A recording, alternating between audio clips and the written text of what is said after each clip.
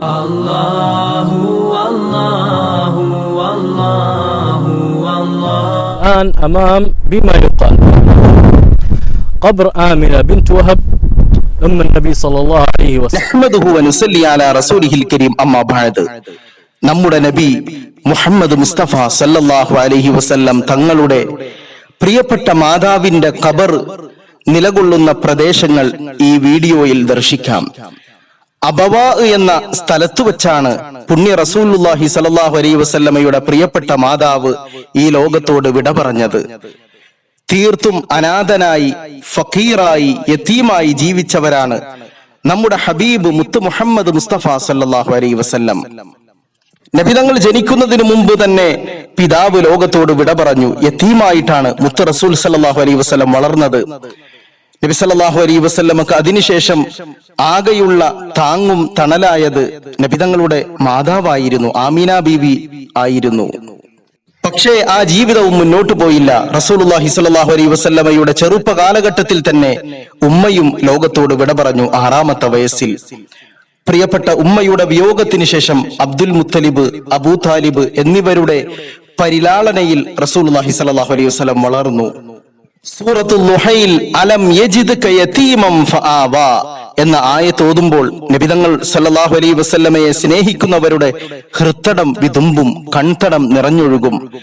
നബിതങ്ങൾ സല്ലല്ലാഹു അലൈഹി വസല്ലമയെ അഭിസംബോധന ചെയ്തുകൊണ്ട് അള്ളാഹു പറയുന്ന വചനമാണ്, നബിയെ താങ്കൾ ഒരു യതീമായിട്ടല്ലേ വളർന്നത്, അള്ളാഹുവാണ്, അവനാണ് താങ്കൾക്ക് അഭയം നൽകി. യതീമായി ജീവിച്ച പുണ്യ റസൂൽ സല്ലല്ലാഹു അലൈഹി വസല്ലം അനാഥ സംരക്ഷണത്തിനു വേണ്ടി ലോകത്തിനു മുന്നിൽ ഉയർത്തിയ ആ വിപ്ലവ വചനങ്ങൾ ഇന്നും മുഴങ്ങിക്കേൾക്കുന്നു.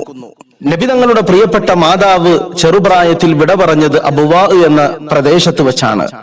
മാതാവിന്റെ ഖബറിന്റെ സമീപത്ത് റസൂലുള്ളാഹി സ്വല്ലല്ലാഹു അലൈഹി വസല്ലം ഇടക്കിടക്ക് പോകുമായിരുന്നു. മഹാനായ അബൂ ഹുറൈറ റളിയല്ലാഹു തആല അൻഹു വിവരിക്കുകയാണ്, സാറ നബിയു സ്വല്ലല്ലാഹു അലൈഹി വസല്ലം ഖബറ ഉമ്മിഹി. നബിതങ്ങൾ സല്ലല്ലാഹു അലൈഹി വസല്ലം തന്റെ പ്രിയപ്പെട്ട ഉമ്മയുടെ ഖബർ സന്ദർശിച്ചു, സിയാറത്ത് ചെയ്തു. ഫബഖാ, റസൂലുള്ളാഹി സ്വല്ലല്ലാഹു അലൈഹി വസല്ലം കരയാൻ തുടങ്ങി. നബിതങ്ങളുടെ ഖൽബിന്റെ നൊമ്പരവും ആ കരച്ചിലിന്റെ ആഴവും പരപ്പും യതീമായ ആളുകൾക്ക്, അനാഥർക്ക് മനസ്സിലാവുകയുള്ളൂ. സ്നേഹവും ലാളനയും കിട്ടേണ്ട സമയത്ത്, മാതാവിന്റെ കൈപിടിച്ച് നടക്കേണ്ട ആ സമയത്ത്, ആ പ്രായത്തിൽ ഉമ്മ ലോകത്തോട് വിട പറഞ്ഞു. അബൂ ഹുറൈറ റളിയല്ലാഹു തആല അൻഹു പറയുന്നുണ്ട്, വഅബ്കാ മൻ ഹൗലഹു, നബിതങ്ങളുടെ കരച്ചിൽ കണ്ടപ്പോൾ ചുറ്റുമുണ്ടായ സഹാബാക്കളും കരഞ്ഞുപോയി.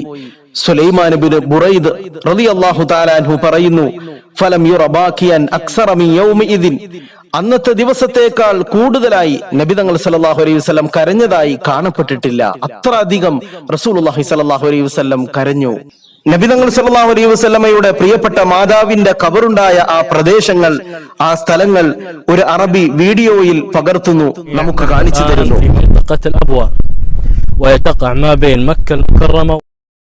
والمدينة المنورة.